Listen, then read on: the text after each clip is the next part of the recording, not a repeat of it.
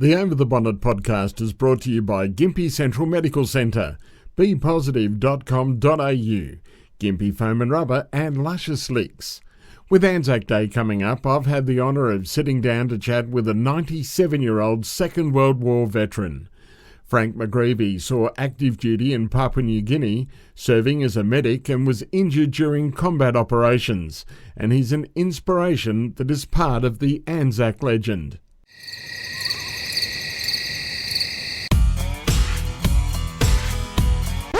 Over the Bonnet with Mark Piepers. Well, at least the guests are good. You'll never know what happens with the conversation when it's over the bonnet. You're kidding me, aren't you? Frank McGreevy, thanks and welcome to Over the Bonnet. Thank you. You're a World War II veteran, and it's a great honour to have you in the studio to talk about your experiences and your life. Let's go right back to those halcyon days when you signed up for service for Australia. Tell us how it all came about. Well, I was working for a firm called Sydney Williams in Rockhampton, and the wage was pretty small, and all my friends, they had turned 18, and in those days you had to register for the forces, and so I said, well, I'm not staying here on my own, so I put my age up to 18. I was 17 at the time, and I went to the Rockhampton Drill Hall and signed a paper, and I went back to the company I worked for, and the chap in charge, his name was Kingston, Mr. Kingston. He said, you cannot leave us, we're a protected industry. Well, I said, I'm leaving this Friday, Mr. Kingston. I'm in the army now. He wasn't too happy. But, So what were you doing then at Kingston's? We were making Comet windmills, Sydney Williams shearing sheds, and also we had a contract for the army to lay out cables that they installed on the back of the truck and run the cables out on drums. And he said it was restricted. But I said, too bad. So I said, I'll see you after the war. And, on the Saturday, I turned up at the drill hall, and we never marched. We strolled down to the railway station, and the railway station was right on the corner near the Great Western Hotel. So we had to have a few drinks, and then we got into the train station, and a train pulled in, and it was just a local passenger train. There were no toilets or nothing in the carriages. Then we arrived in Brisbane exhibition grounds. How was the feeling in the train from the guys that you were with? You'd signed up, you're off to war, you really didn't have any real idea, I'd say. Did you have any idea of what you were signing up for? Not one bit, no. No, I just didn't want to be stuck in Rockhampton without my friends. I'll put it that way, yeah. There's three of them, and we all went together. What was the atmosphere like on the train when you're heading for Brisbane? We were partaking of quite a bit of liquor, so there was singing and carrying on, and we thought it was just a train ride. Quite amusing, yes. I suppose roughly about 20 to 30 of us. There wasn't only 3 or 4 of us, and down to the showgrounds. You turn up at the showgrounds. Exhibition grounds, yeah. What happened then? Well, they gave us a big bag and told us to fill it with hay, and which we did, and that was our mattress. We were there about a week, I suppose, and of a morning they would march us to the Normanby Hotel, and the sergeant, he was a return man from the Middle East. He would be at the door right on 10 o'clock when the bar opened. So we would be over the road, and by the time he broke us off a quarter of an hour break, he'd be in the bar and he'd be on his second pot. So by the time we got a pot, he would be singing out, righto, come on, we're going back to the showground now. So that carried on for about a week, I suppose, at least a week, yes. And then we were told to pack up. We never had much army clothes. Well, we never had much at all. It was mostly civilian clothes, and we were told to pack up. We were leaving for Gundawindi. Gundawindi was the 29th Infantry Training Battalion. Just before we head to Gundawindi, I just want to get your recollections of Brisbane at that time. You've come down from Rockhampton. Yes. You've had a fairly wow of a train trip. You're walking across Brisbane. What do you recall from your days in Brisbane while you're walking across town? Because you would have got to see it sort of fairly close. Well, along Brisbane it was just the park there. I think they turned it into a golf course. I wouldn't be you. They used to park the cars there at exhibition time for people to go to the show, and so there wasn't much to see. There was very little traffic, and so we were just strolling along the main road, just a normal stroll, I suppose you'd say. There was no marching or anything like that. It was just a morning exercise. And that's about all we did at the showgrounds, and that was a day's work. Looking across Brisbane, were many people watching what you were doing? Because it must have stood out to a degree. No, not really. There wasn't much population there along, I think it was Gilchrist Avenue. I wouldn't be sure. There'd only be an odd car passing, and no one took any notice at all, like, for what I could see. No one would sing out to us, or we wouldn't sing out to them, and it was just a normal stroll. So at this stage, what are you finding out about what's happening and what's going to happen for you guys? Well, I can't recall a thing, actually, because just like a little holiday to us. We were enjoying it, and we weren't doing anything, and having our meals, and the sergeant must have been a bit of a character, though. A couple of pots at the pub at the other end. He was pretty cunning. The tram had come along, and it'd start off, and then he would dismiss us as the tram started.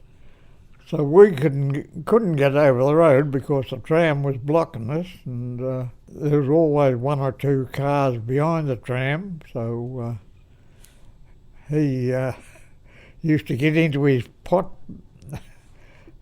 because when they opened the door, he'd always order 2 pots for himself.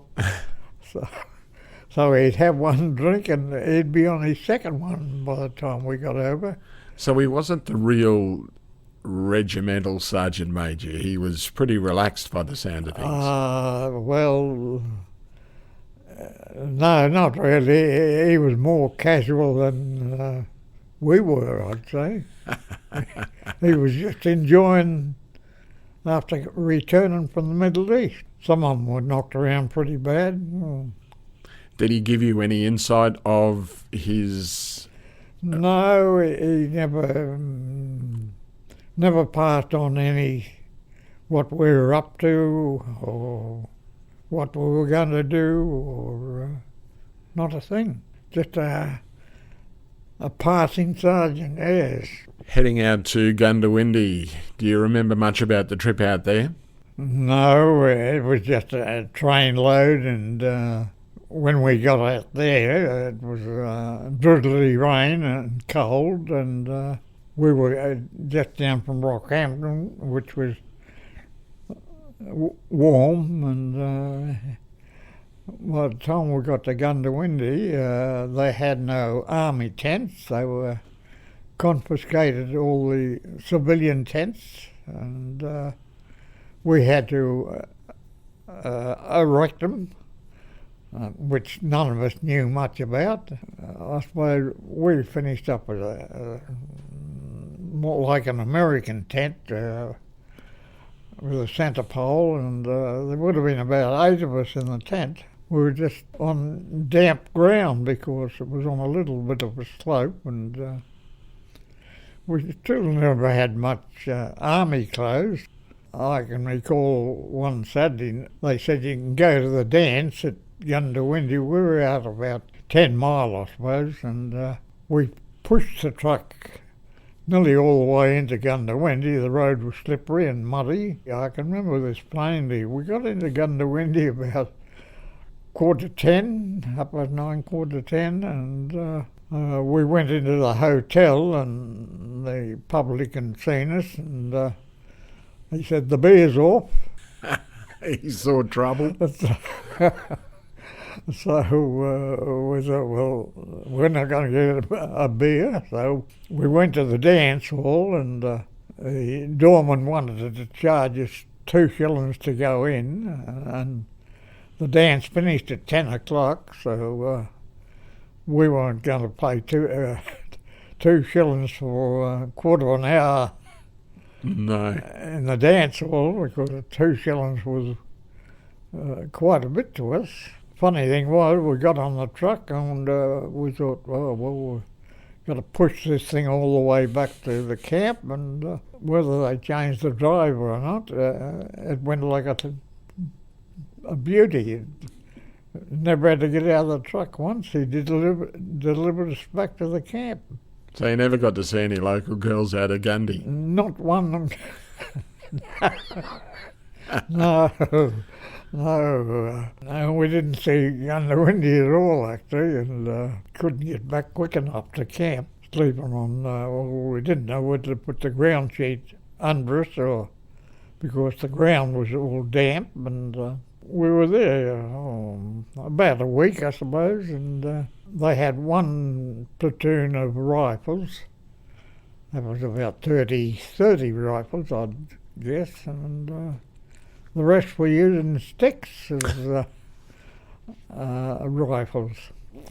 We were on parade, and they called out volunteers. I'm not quite sure if they said the field ambulance or not. Anyway, I said to my mate, come on, we're out of this.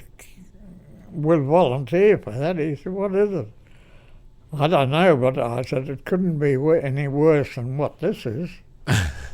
So we volunteered, and next minute they were jabbing us with needles everywhere, and on 3 days, about 3 days, a train took us into a train, and off we were shunted to Townsville. So I would say roughly about 3 weeks from when we left Rockhampton, we were in Townsville, in what they classified in the field. So you've gone to Gundawindi, then you're back in Rockhampton. Did you get a chance to see your family, or...? No, we never even had time to go to the hotel. They only stopped briefly, and they gave us a meal at St. Lawrence. But when we left Gundawindi, they took us back to, I'm not quite sure, but I think it was a race course, and I'm pretty sure that the Americans were there then, and they cooked a meal for us. So we had a meal there, and then back on the train, and away we went. You must have been pretty adventurous, though. You're 17 and a half, you're not 18, you're still sneaking into the pub for a beer. Oh, yeah.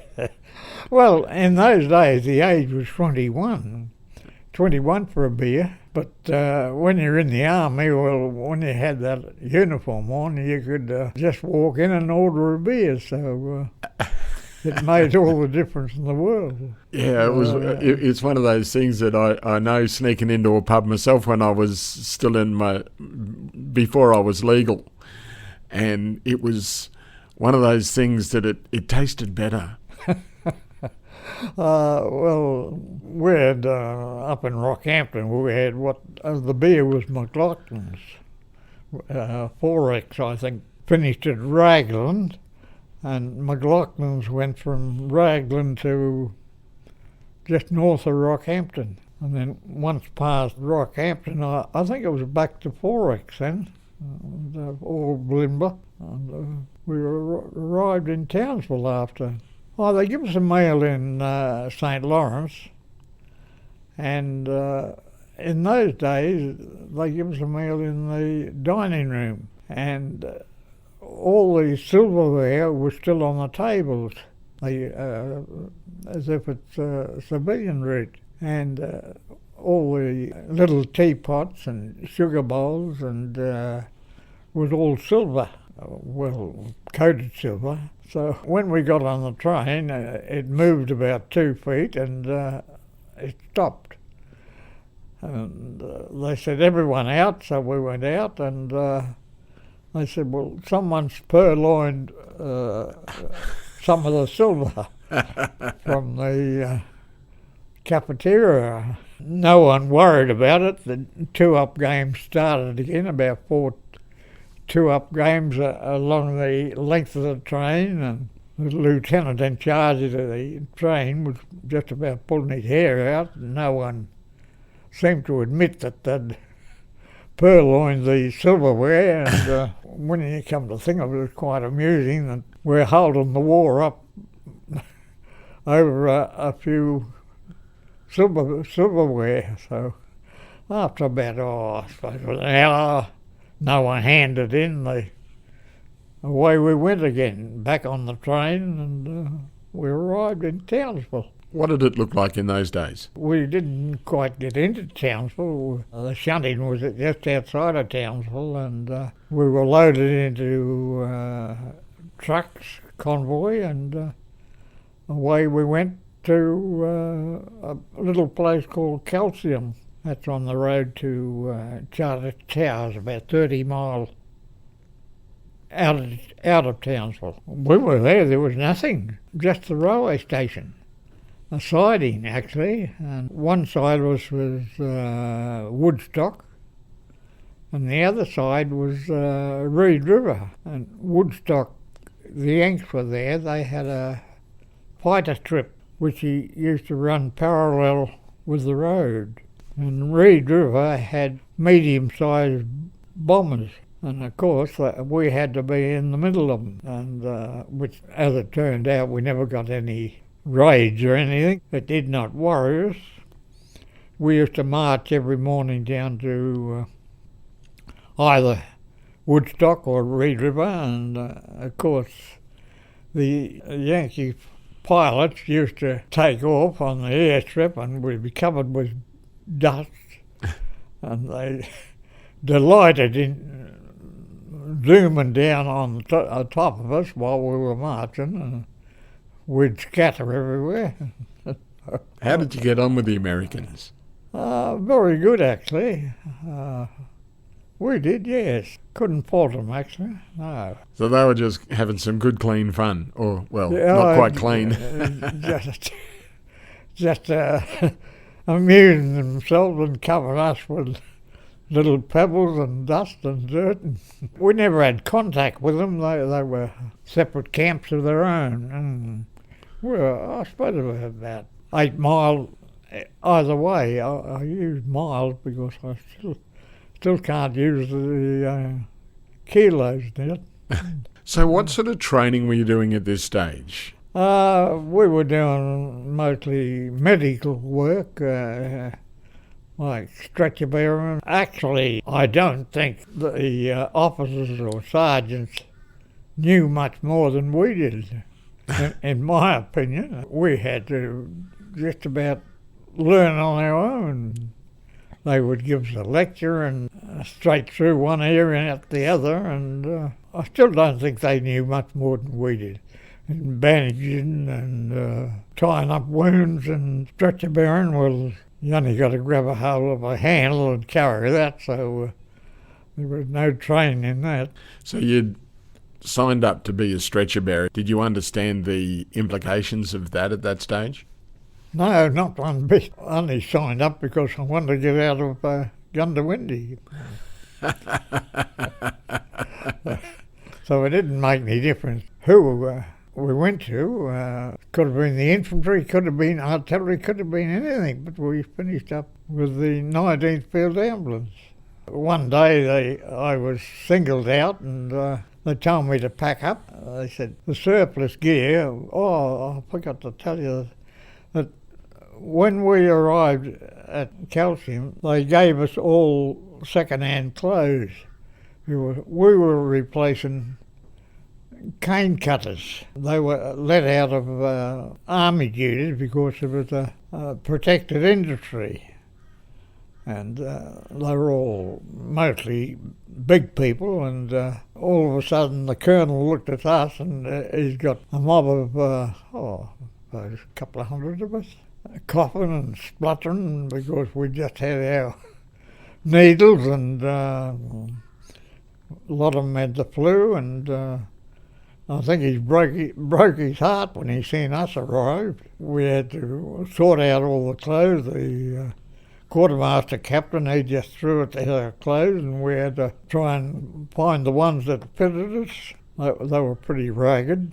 I was called out for some reason, and I was told to pack up, to put what gear I had in the pack and just take a pack for, they said, you'll be gone about a week. So I reported down the orderly room with a pack, and there was a truck there, and they said, there's your truck, hop in, so which I did, and went back into Townsville, the railway siding, and there was a train there full of vehicles, all trucks, and one little guard van at the end of it, and by the time I found someone to talk to, a sergeant, he said, put your gear in there. You gave him my papers they gave me.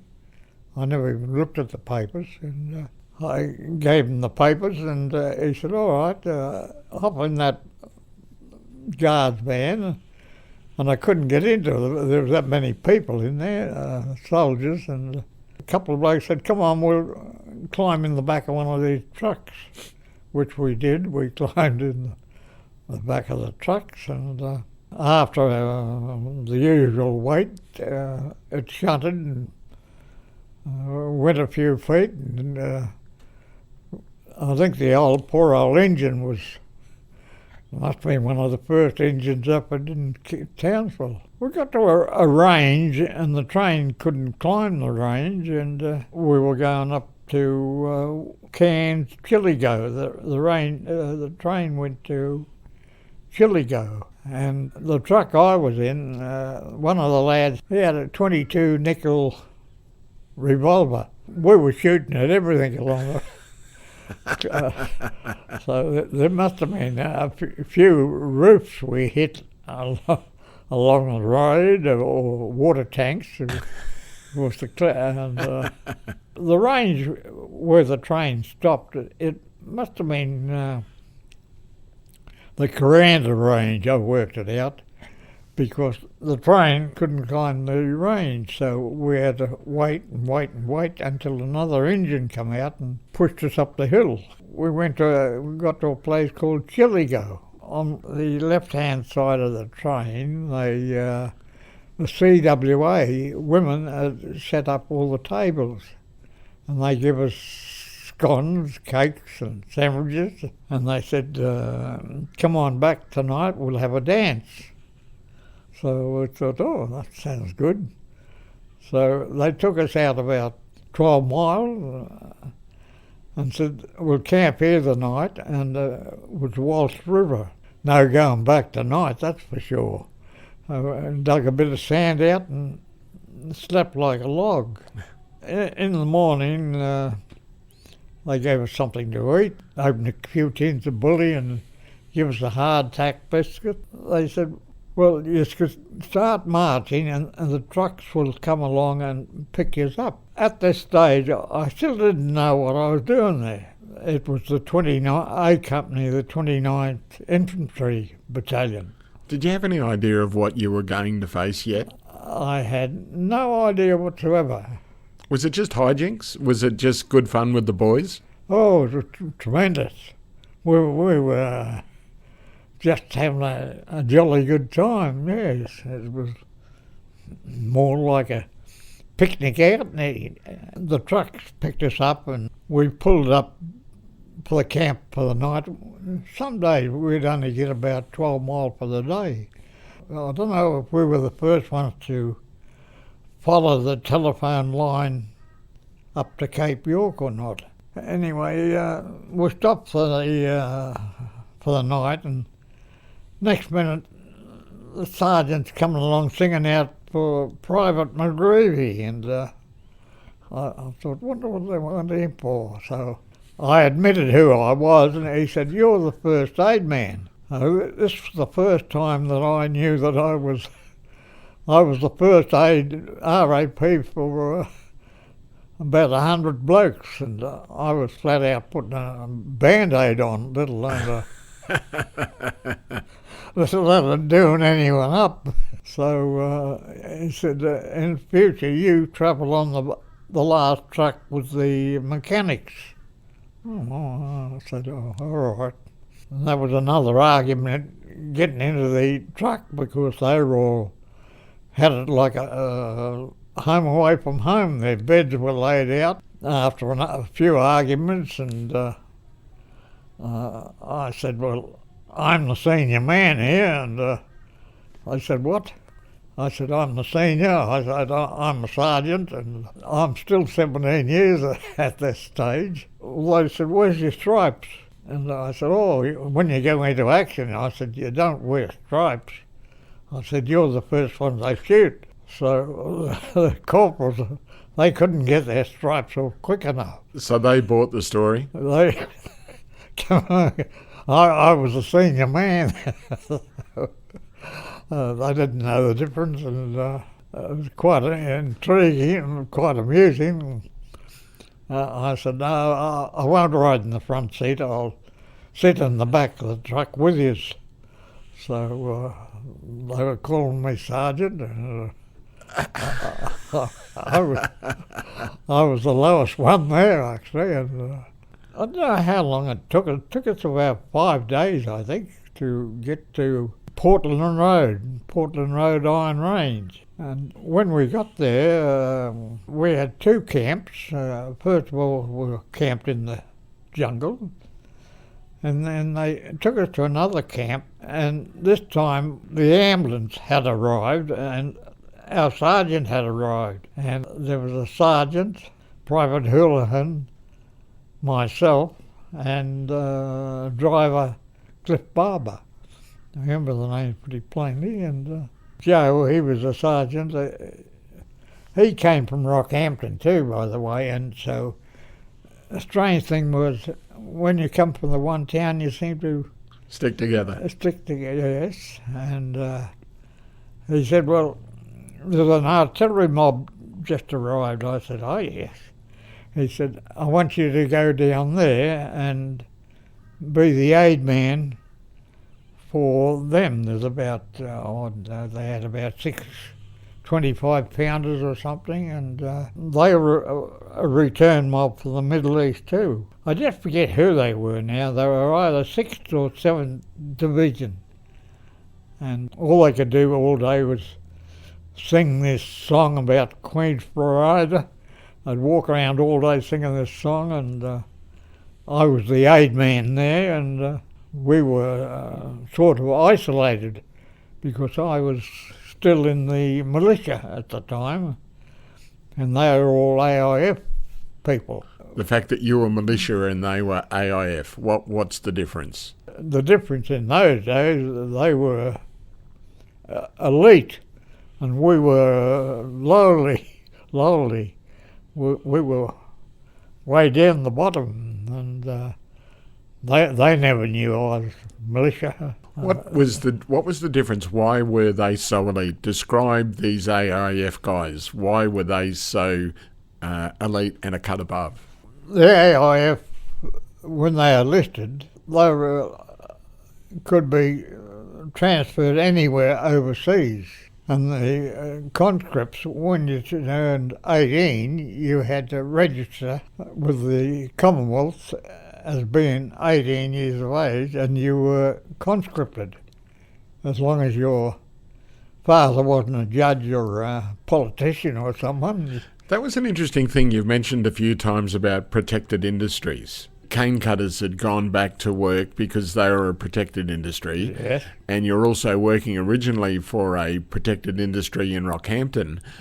Did many guys try and avoid the draft and try and stay in a protected industry, or was there more moving towards wanting to sign up? I would say it would have been about 60-40. A lot tried to dodge being called up, yes. What was the attitude towards those sorts of guys in those days? Well, once we left Rockhampton, we had no contact with them whatsoever.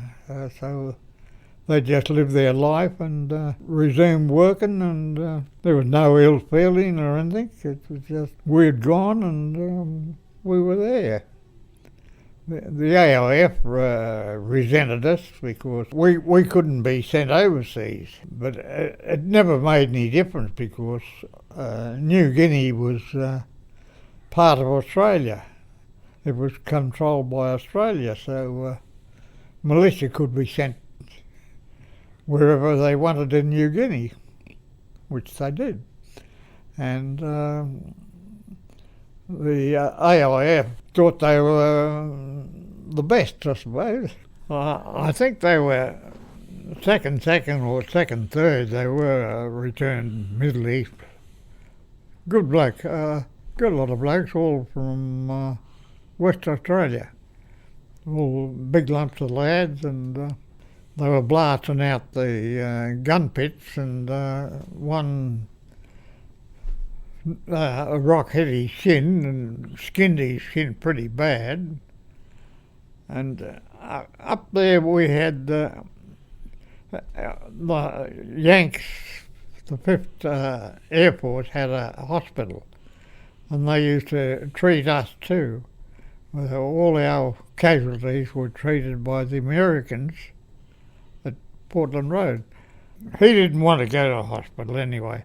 And so I dressed him my head pretty good. How were you with the sight of blood? Were you any good with that? Oh, yeah, no worries. That wouldn't worry me one bit. I thought I did a tremendous job on his leg, and I finished up. I had to get him up to the American doctor so we could get him on record for what happened. They painted it with Castellani's paint, which I was thoroughly against.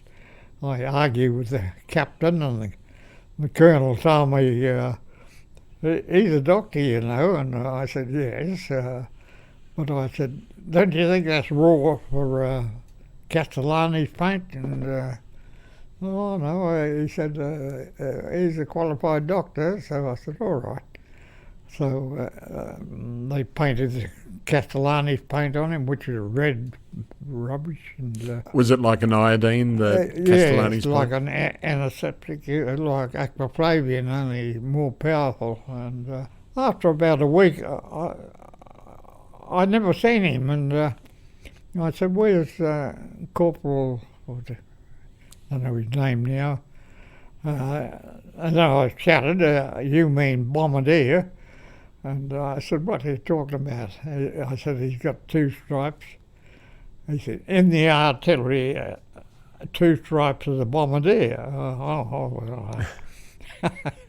So I said, "Yes, all right." So I seen him and I looked at his leg and I said, "Oh, God." And so I got the sergeant major and I said, "Look, I've got to get this chappie to hospital." He said, "When?" I said, "Immediately." It was a Sunday. So away we go. He got an old Marmon something, Harmon or something. We put him in the back and took him to hospital. The doctors were just about getting ready to have their lunch, and I found him, and I said, "Colonel, I think you should have a look at this chappie's leg." He had a look at his leg, and he said, "All right, get that operating theatre opened straight away." So Sergeant Major drove the car, and we said, the doctor said, "Oh, well, look, you might as well have our lunch now," seeing that we're going to work. And so after about 3 hours, he said, "Well, we saved his leg." I said, "Thank goodness for that." So the injury just got worse? Just got worse after it was painted, yes. Very bad. The Sergeant Major started talking about the Middle East to the Colonel, and the Colonel said to the Captain, "You better get a bottle." So out comes a bottle of scotch, then another bottle, and we're drinking away there, and I said to the Sergeant Major, "We'd better get back to camp." And he was a little tiddly by then. So we got in this truck and got out on the road and blew the lights. So we had no lights, and it was black as pitch. And away he went. And it's the most dangerous road I ever had. The Yankee trucks, there was about 6 inches of dust on the road, and the American trucks would come up behind us, and he put his foot down because he could see the road. All right. And the Yanks were determined to get around us, and which they used to, and we'd cop the dust, and we'd be in the black, and this went on for took us about an hour to get back to camp, at least an hour. The lad who got his foot injured, he recovered, and we eventually got on pretty well with the WA mob. Then we were transferred back to Cairns. We loaded a boat called the Islander, and the crew was celebrating, so the army put the captain in his cabin and kept a guard on him, and the army started loading the vehicles. They loaded most of them, but the boat had to leave at a certain time, otherwise it would have sat on the bottom. We got away near enough, it was still bumping on the bottom.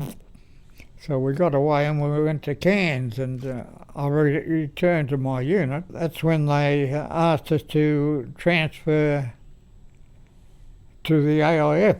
At that time I had a Q number. For someone that doesn't know, what's a Q number? The Q number was the militia, the conscripted. And my Q number was Q138012, I know it as well as do. And then they gave me a QX number. That was AIF. They could send you anywhere they liked then. What was your thoughts when you got the QX number? Well, I'm a AIF now. You're a cut above. Yes and no. It didn't seem to make any difference to me, actually. I was just another number. And they could send us anywhere they wanted to. I suppose we were very proud that our 11th Brigade was then a QX brigade, an AIF brigade. We could be sent anywhere. And after that, we did a bit of training. Kuranda was a good camp. It was more of a sporting complex. We were camped in the school ground. And then we had half the hotel, the bottom hotel. The American submarines personnel, they had the top half, they had the front half, and we had the back half. And in those days, the Kuranda Hotel was a two-storey building, so they had upstairs too they were recuperating after their patrols because they were knocked around a bit with nerves and things like that. And Had you talked to many guys about what they'd experienced at this stage? no, not really. When Crook there, we used to swim in the Kuranda River, just down from the railway station. No worry about crocs? Oh no. Never seen any. never heard. Oh no. The only croc I did see was up at Portland Road, Iron Range. Enormous big thing it was. An American had shot it. They had it in the back of a truck. And that was the first croc I've ever seen in my life. It was a big thing too. He was boasting how he shot it with his 45. Americans had the 45 revolver and our blokes had the 38 revolver. Because the Owen gun, it used 45 ammunition, so the Yanks used to like to get our ammo so they could shoot. They didn't have to explain to anyone where their ammunition was gone. So they'd get our ammo and they'd fire it everywhere, and didn't worry us. They were okay. We were the white-haired boys at Kuranda. The people there used to love us. We'd get around and we'd be... All we had to do was do a march of a morning, and that was our day's work. And the Kuranda Hotel, not the hotel, the railway station, they had a canteen there. And when the train came in at 10 o'clock of the morning, old Tess, we used to call her, she used to open the bar up. So we'd be first ones in there. And when the train left, she would close the bar, close the door. So we'd be in there till up past 12. And no one else was allowed in, so there was about 24 of us in there. And she used to look after us like a mother. And even when we went to the dances, we were well looked after.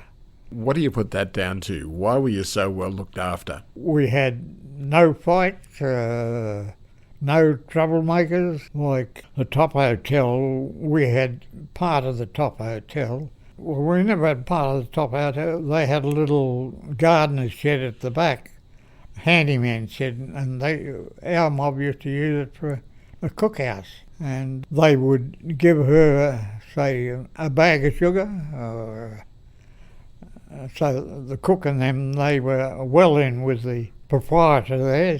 That was a woman used to run that one too, and at the hotel. And they never sold beer there because they used to sell their kegs to whoever paid the top price, and they never had to pay staff or anything, so they were still getting their correct money for the kegs, and they were on a good thing too. They were happy and we were happy.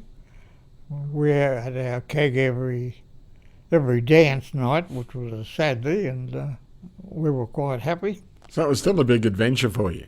Oh yes, we were still boys who were still on holiday, so to speak. We were eating well, drinking well, playing well, and then we were told to pack up, pull our tents down, which we did. And So when was this? What year was this? Still 42? This was 43. I was a soldier then. I was 18, so I was legal. And put our tents down. We slept out in the open for about a week. Luckily, we had good weather. They come in and at the dance on the Saturday night. All the people there, they formed a couple of rings and they sang the Maori farewell. They knew we were leaving better than we did. The next morning the trucks come in and we loaded up down to the wharf in Cairns, and we were put on a little steamer called a Dutch boat. It was Van der Linde. And away we went. We went outside the harbour and we joined up with the convoy. How many were in the convoy? Just a line of ships. You couldn't count them because we were escorts and ships. So we had no idea where we were going. And when we got up to the top of Cape York, we veered left and we went into Thursday Island. We sat there for about a week, just sat there on the boat, weren't allowed to on the shore or anything, on TI. Then we found out we were waiting for an escort to escort over to a place called Merauke in Papua New Guinea. The escort came and away we went, and we landed in Papua New Guinea, Merauke. What were your first impressions? The first one was a rumour had it you had to have your hair shaved off because the disease, and everyone had their hair shaved off. Everyone got severely sunburnt, which didn't count for anything, which was just a rumour. When we got into Merauke, the same thing happened there. The officers were very smart. They put all the essential gear we want. Well, this is what we want badly. We want this badly, so that had to go on the ship first. But they'd forgotten that would come off the ship last. So when we got onto the Merauke, which was just a swamp, and I mean swamp, you'd build a slit trench and you'd only go down 18 inches, and there was about 10 inches of water in it, so we couldn't do anything. We had to do, if they come over, give us a bomb or two, dive into the trench, and we're only 6 inches below the water, below the lump of land, and the water table was there. Merauke was just a mass of little blocks of dry land and a little creek and not a creek, a swamp I suppose you call it. Even when we put our tent up, which we had to wait for about a week for our tent, because 62nd Battalion was there when we arrived, and they they finished up calling the 62nd Hydraulic Battalion, because they used to lift everything, and they were unloading the ship. By the time we got our gear, it had been all gone through, and anything worthwhile was taken.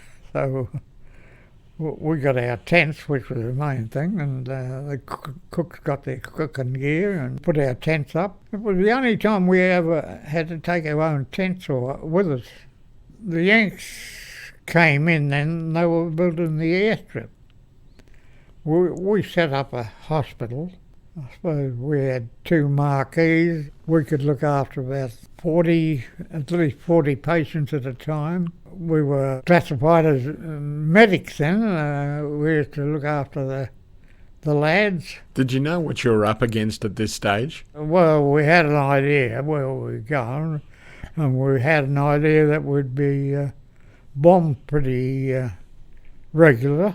Our first thing was camouflage everything as good as we could, and dig our trenches as good as we could. All we had there was bombers, and we never had bombers.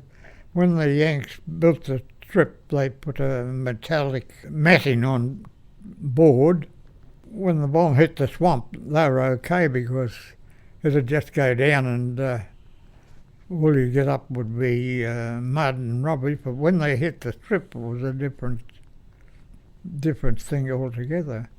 Our biggest raid would have been 17 bombers come over, and they hit the strip pretty badly, and the fighters, we had some Kitty Hawk fighters there then. They had the Air Force. I don't know how many planes they had. But when they went to land, they had hit the strip, and they never had enough fuel to get back to Horn Island. So every plane was damaged on landing. So we had no Air Force then for a while until they fixed the strip up, and we went on a few patrols. They said there were a few Japs around, went on small boats. We never... the patrol hit one lot, and we had one killed, but we were there 14 months in Merauke. Apart from getting bombed and things like that, it was okay. Did you have any fear? Did you have any worry about what might have happened if maybe you'd been overrun? Well, we did, yes.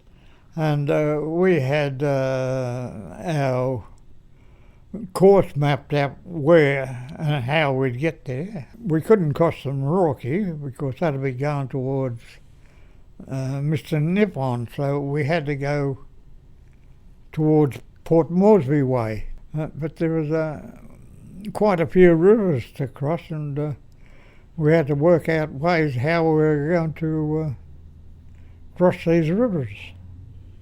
Because we'd heard about Rabaul, how they got knocked around over there, something shocking, and if we couldn't hold the nips back, we had to work out our retreat, yes. Oh, we worked out rafts and things like that, how we'd get across, and if it would have worked, we were more of a garrison. We had one battalion there and two battalions. The others were on the islands between Thursday Island and New Guinea. They were stuck on the all our 11th Brigade returned back to Kuranda, and same thing, pack up, we're going home, so we packed up and come back to Townsville. So was that the end of your service? No, that was just the start of it. We went on leave, and then we went to Strathpine outside of Brisbane. We were camped there for about 3 months. Would have been bush in those days. All bush, yes. And we went into a ready-made camp. Someone said it was the Yanks were there before us, but I don't know about that because they were all Aussie tents, and the Yanks had a different tent altogether. They had the square one with the centre pole, and we had the old lean-to ones. Was there an us and them mentality with, the Americans on the other side, or were you all one big happy family as such? We were pretty happy, yeah. We had I myself had no trouble with the Yanks whatsoever. I thought they were good. Settling in at Strathpine, what happened then? We were there about 3 months, and we were told to pack up again. Down to the wharf we went, and we put us on a boat, a Liberty boat called the Sea Snipe. And we were 4 bunks, 4 tiered bunks, and away we went to Bougainville. We went to Bougainville in December 44. That's when we actually got involved with action. What happened the first time you saw action? Pretty scared. Well, pretty scared.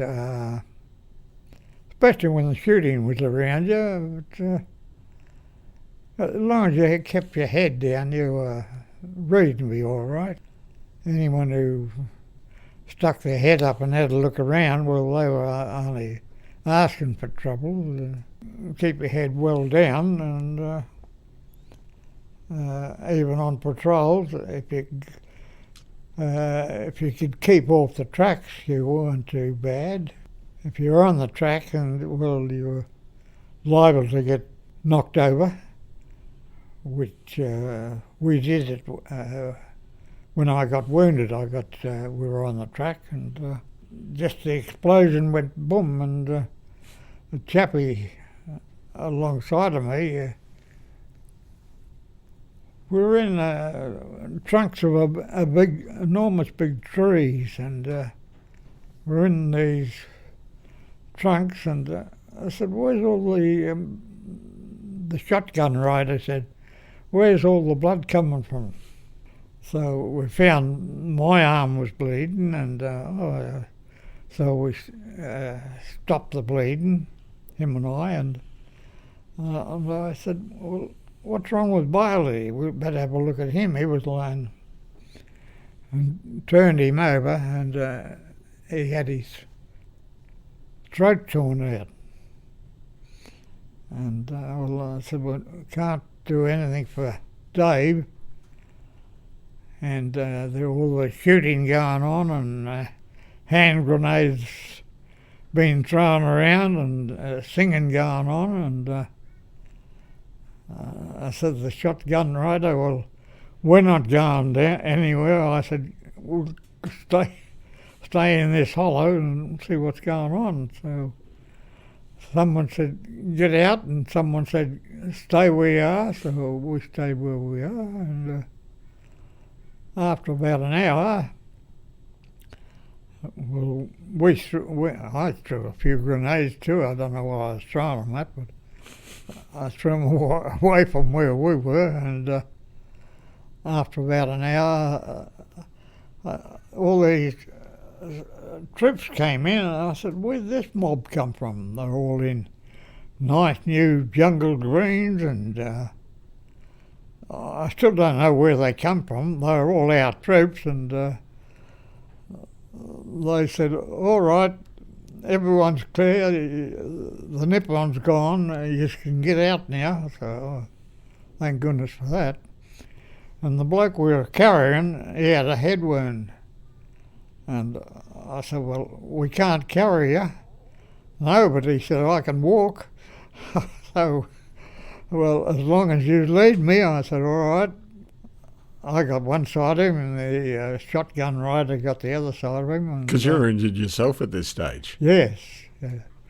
I was injured, but I got over the shock. I'd put a lot of blood, but a couple of cuts and bump on the head, and a couple of shrapnel wounds, and I said, "Yeah, well, I'll lead one side," and he said, "I'll lead the other." So away we went, which was nasty, but quite intriguing actually, because in Shorty Hall, he had all there ripped open, and I looked at him and I thought, "Oh, well, he's not going to last much longer."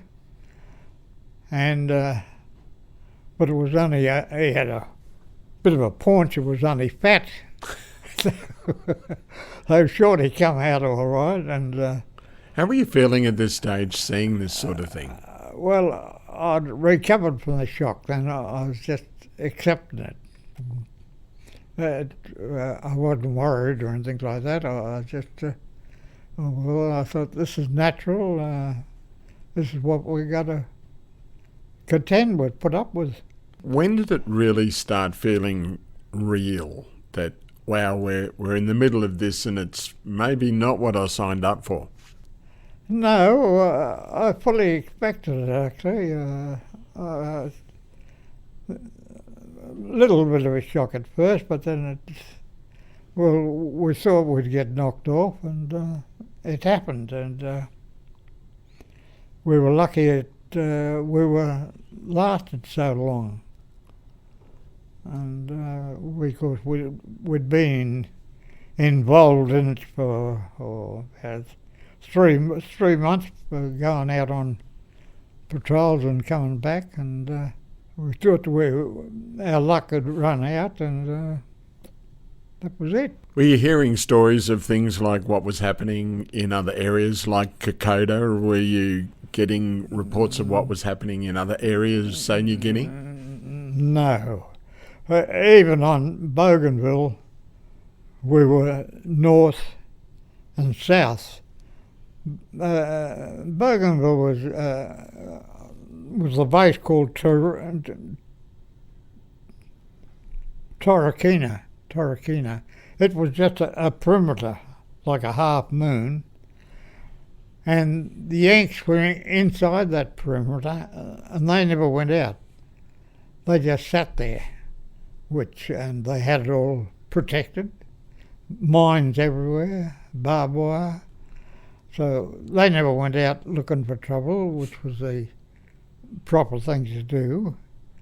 And our mob, Blamey, Tom Blamey, whatever his name was, he decided that we were going to clean up Bougainville. Apparently, from what I gathered, MacArthur said, why don't you just let them wither on the vine, just sit back like we're doing, and because the Japanese couldn't do a thing on Bougainville. Why is that?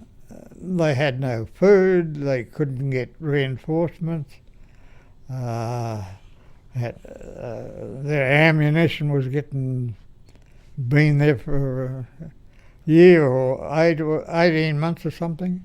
They were growing their own vegetables or what they could, or get the natives, and they weren't looking for trouble. They had never come down the perimeter. They were doing nothing on Bougainville. But our mob decided that we'd clean them out, which was I think we lost about 800 troops there, which was for cleaning up, which was shocking. I don't know how many wounded, but Vietnam, we had more killed in 8 months in Bougainville than Vietnam in 11 years. So I don't know why, I don't know. So whether we weren't trained or green or didn't know what was going on. Were you seeing much of that as a medic? Well, when we'd go out in the patrol, you'd have to carry a rifle and all. So we were one of the lads. Yeah, we were. Some of us. Well, I could use a rifle because I did a bit of shooting before the war, and some of them couldn't. You say 800 men essentially lost their lives on Bougainville. Are you losing many of your friends at this stage? I lost Dave, who I didn't know too well. He was one of the reinforcements. When we went away the second time, we got another lot of reinforcements because the battalions were broken up. Our battalions were 31, 51, and 55, 53, and 26 Battalion. That was our brigade. because when the lads come home from the Middle East, they had to be reinforced, and they didn't want people from the training camps. They wanted experienced people. So they took half our 51, half our 31, so they had to amalgamate into one battalion to make up a battalion. And the same as the 55, 53. They had half the troops went to the 6th, 7th and 9th Division to make up their quota. So we had to, never had enough then for one battalion. We had to get two battalions to mix up to make one. So we could keep on the 11th Brigade. The 11th Brigade was Queensland Brigade, so that was our brigade. Were you getting much news of other parts of the Pacific at this stage? No, nothing at all. Like, even on Bougainville, we never knew what was going on down south. So no news from home either? No. Nothing at all. Even in those days, we never even knew that Darwin was bombed. So that's how much they kept it closed. Yeah. What was your reaction when you did hear about Darwin? Well, actually, we were shocked and surprised that they had so much bombing at Darwin. They had a lot more than we had, and we were totally surprised, actually. Yeah. I was actually in Darwin for the 50th anniversary commemorations of the bombing of Darwin, and it was really kept very quiet. So I was, quite surprised myself how much had actually gone on in Darwin. But when you guys are actually on the inside not hearing about it, it must have been a real shock. Well, it was, yes. We were a bit astonished, that Darwin and Broome were getting it over there, and we weren't. I think at one time or twice they flew over Townsville, but they only dropped a couple of bombs or something, and I think all they damaged was a palm tree they carted around in the back of a truck. Well, we were out at Calcium when the bombing at Townsville went on, and we never knew anything about it until about 12 months after. Is that a good thing? Well, no one seemed to broadcast anything. How have you been left from the experience in New Guinea? How has it left you? Did it change you? Yes, I was in shock for quite a while. I was lost. I didn't know what to do. When I did eventually get married, I said to my wife, I think I'll go back to New Guinea, and never did. But I myself, I did not like the New Guinea people. Why is that? I thought you could trust them as far as you could throw them. That's only my opinion, anyway. So you'd give them one cigarette, and you were the white-haired boy. Japanese would give them two cigarettes, and they were the white-haired boy. That's the way I looked at them. So they just played the... They definitely played it, yes. What are your thoughts about the Japanese during the war? What are you thinking about them as an enemy? Well, we had two Japanese lads in our unit. Right. They were Ron Assay and Les Assay. They were two Rockhampton lads, and their father was Japanese. He had a billiard saloon and a laundry saloon in Rockhampton, and I don't know. Well, we protected them a lot. We kept them away from the front a lot, all the time, and they were good people. I went over to Japan after the war, and it was quite okay.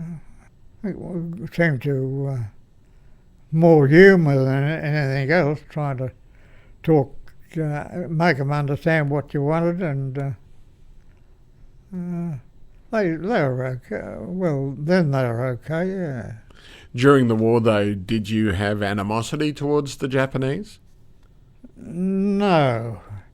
I can recall one instance where I was in hospital at the time, and they brought a couple of Japs in, and the ambulances had like a tarpaulin flap on the back, and that tie them back and pull the stretchers out.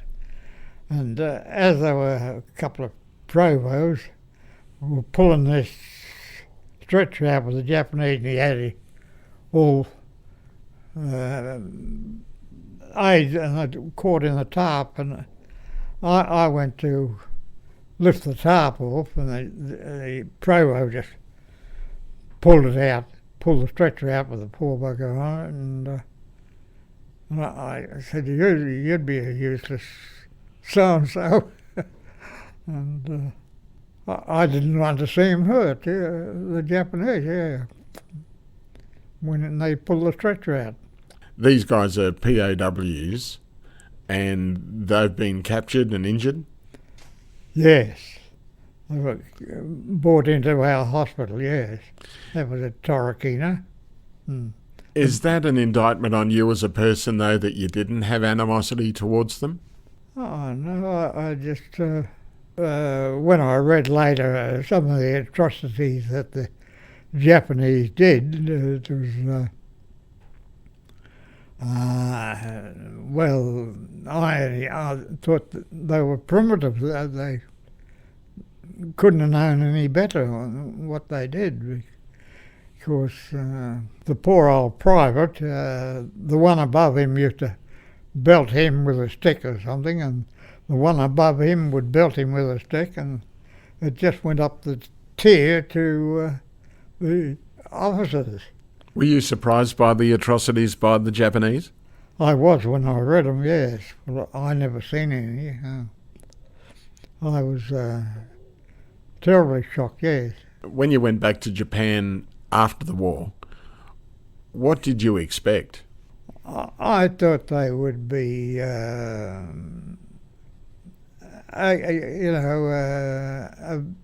bit against us. I couldn't get over this Boeing business.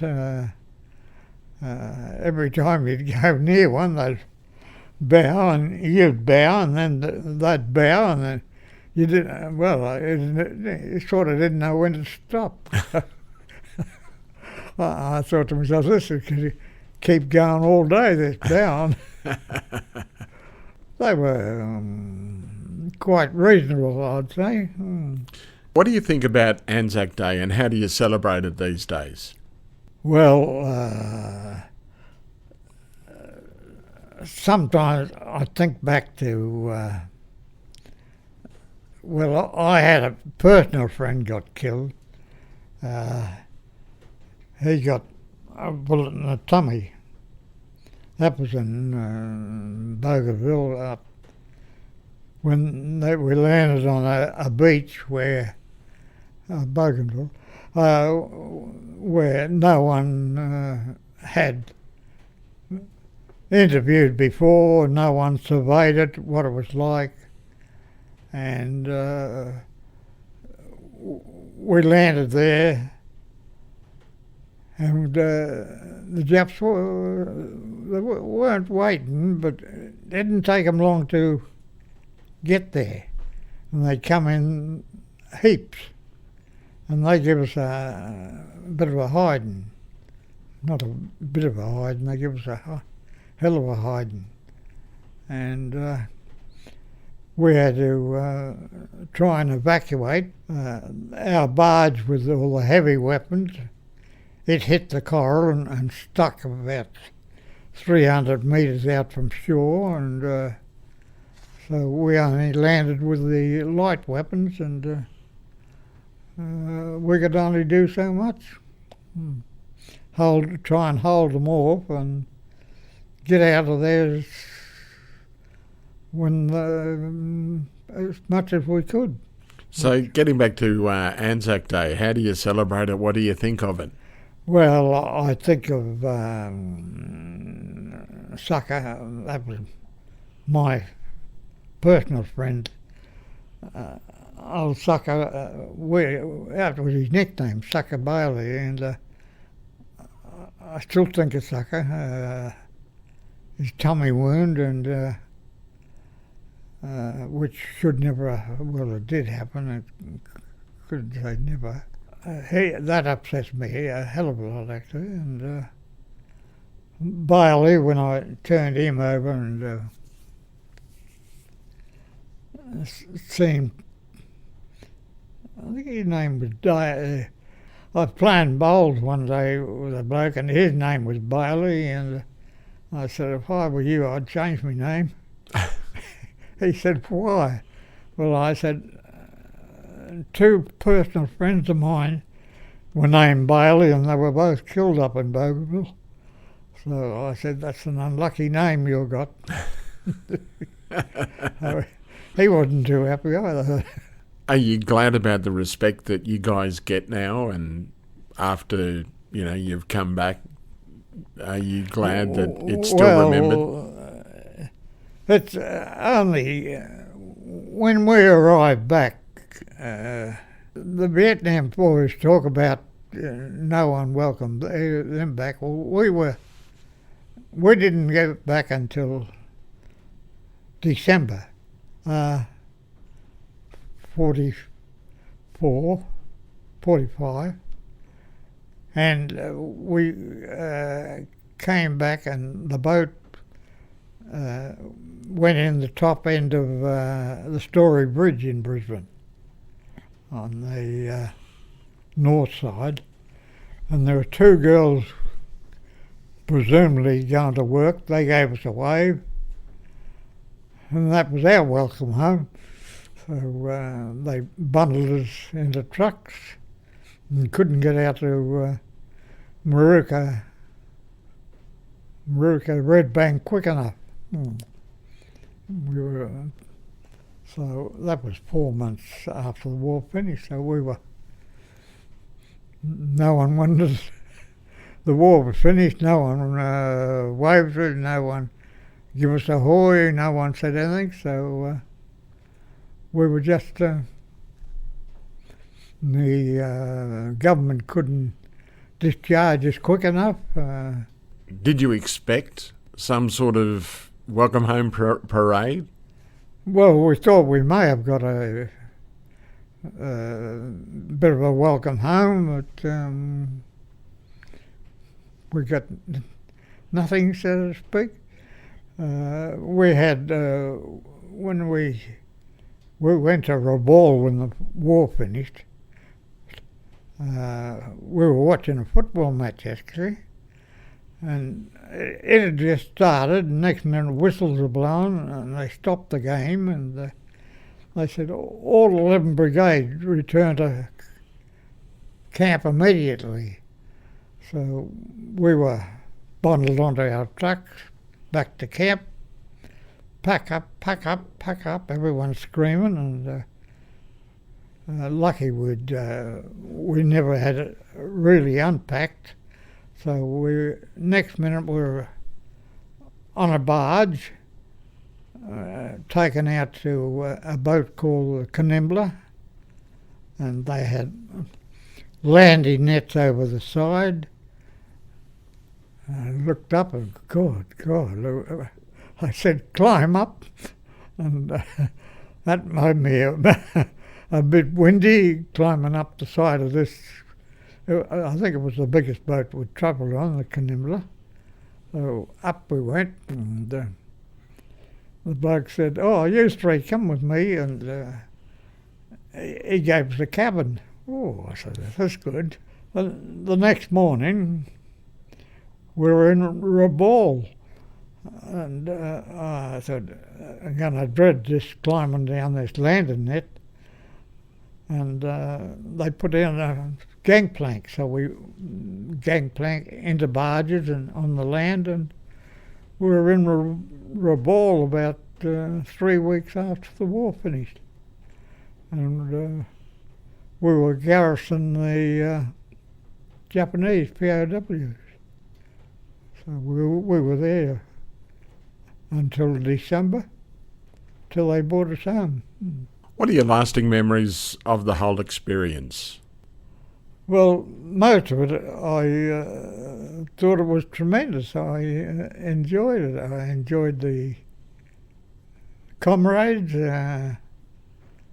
people I lived in the same tent for a year on end. Well, they were like family, yes. My father died when I was 3 years of age, so I never had a father, so I was just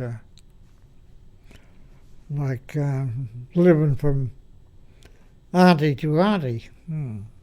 That was my life, I suppose. Is it hard for you to recall and talk about these things, or is it just part of your life? Just part of my life now. Does it help to talk about it? Yes, it does, actually. It relieves, yes.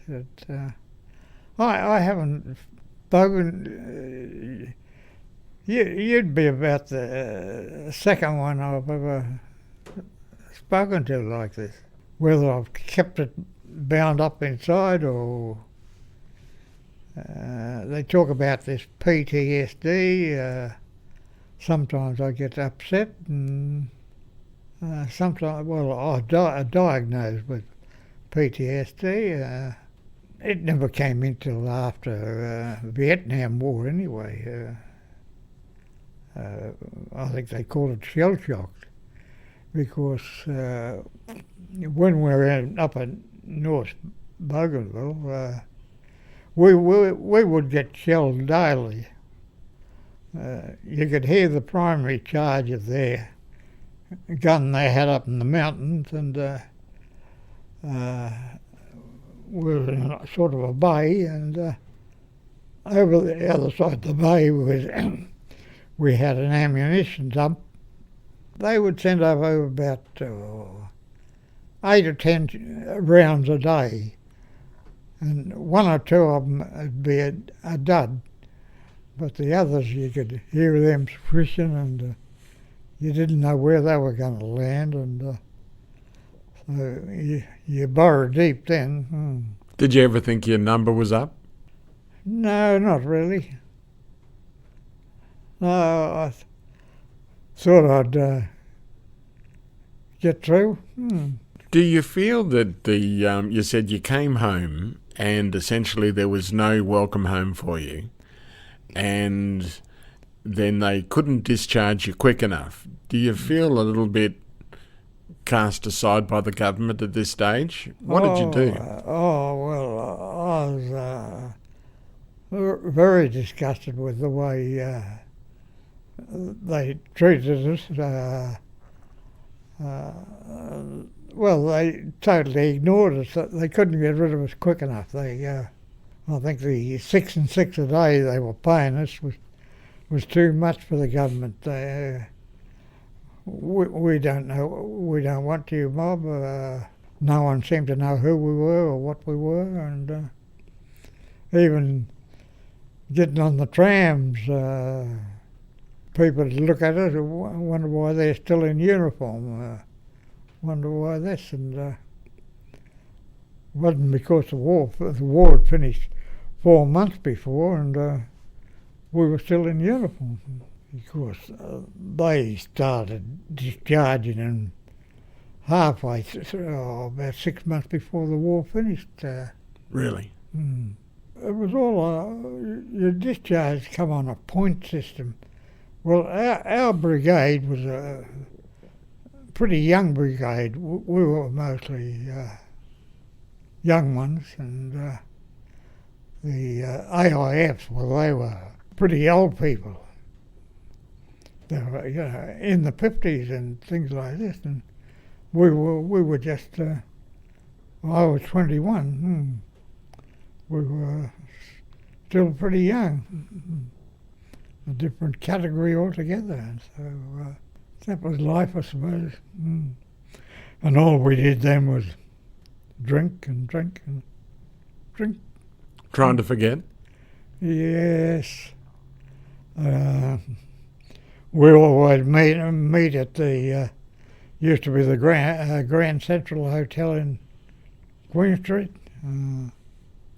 We meet there, and even the RSL, they didn't seem to care. They never worried about it, because the RSL, they popped up everywhere.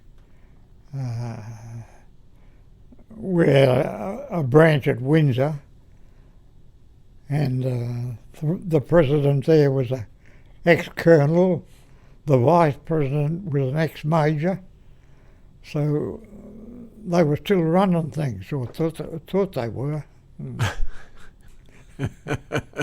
Couldn't get it out of the system. Well, a funny thing was, my brother-in-law, Alf, he was in the 47th Battalion. Him and I used to walk up to the Crown Hotel every day. The beer was rationed till 12 months after the war finished. And 10 to 12 and 4 to 6, I think the hours were, that was the pubs used to open. And to get a beer after, either had to get into the RSL or so we were walking past the RSL at Windsor. It was in the council chambers, and they were unloading the beer for the meeting that week. So we helped them unload the beer, Alf and I. And bottled beer was like gold. You couldn't buy bottled beer. And we unloaded, I don't know how many, I think it was in bags in those days, bags of bottled beer. Anyway, we had the meeting, and I signed for the delivery docket. And we're at the meeting this night, and the president said, close the meeting, and Al, sitting alongside of me, he said, what about the bottled beer? Oh, the president said, no bottled beer. He said, what are you talking about? No, bottled beer. And Alf said, well, funny thing, he said, we helped to carry it in the other day on the delivery. Oh, no, he said, no, that wouldn't be right. And of course I said, well, here's a delivery docket signed by me, I said. So many bottles of beer.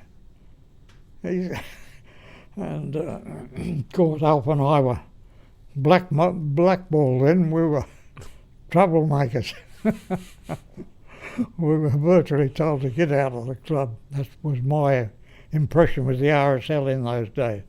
It's changed over the years? Yes, totally, yes. Oh, yes.